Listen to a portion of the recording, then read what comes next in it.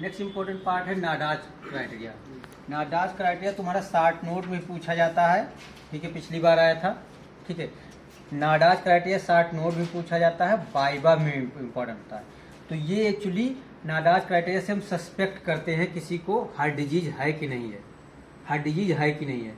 तो अगर नाडाज क्राइटेरिया में दो होता है, मेजर क्राइटेरिया और माइनर क्राइटेरिया, ठीक है। तो मेजर क्राइटेरिया में क्या क्या 4 पॉइंट होते हैं, 2 सी हैं, साइनोसिस और सीएचएफ, 2 सी हैं, साइनोसिस सीएचएफ। तीसरा है सिस्टोलिक ग्रेड मर्मर ग्रेड 4 या ग्रेड 3 का हो, ग्रेड 3 कहीं का लिखा हो, ग्रेड 3 या मोर देन ग्रेड 3। तो ग्रेड 3, ग्रेड 4, अब ग्रेड 5, 6 आ जाएगा, ठीक है, 6 तरीके का होता है। तो ग्रेड 3 या उससे ज़्यादा हो, या डायस्टोलिक मर्मर एनी ग्रेड का, इवन ग्रेड 1 का भी डायस्टोलिक मर्मर है, इसका मतलब वो मेजर क्राइटेरिया में आ रहा है, ठीक है। माइनर क्राइटेरिया में 5 हैं।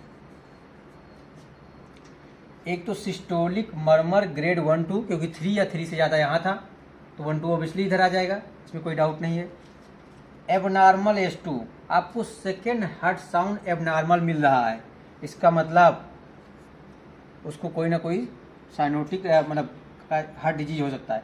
एबनॉर्मल बीपी में एबनॉर्मलिटी है। एबनॉर्मल चेस्ट एक्सरे या एबनॉर्मल ईसीजी।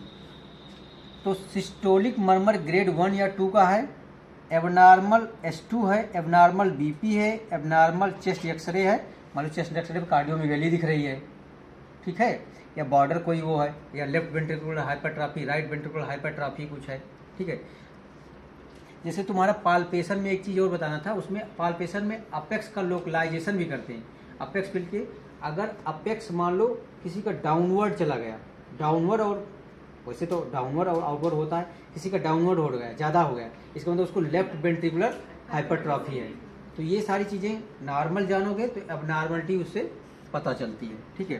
तो तुम्हारे ये 5 पॉइंट हैं।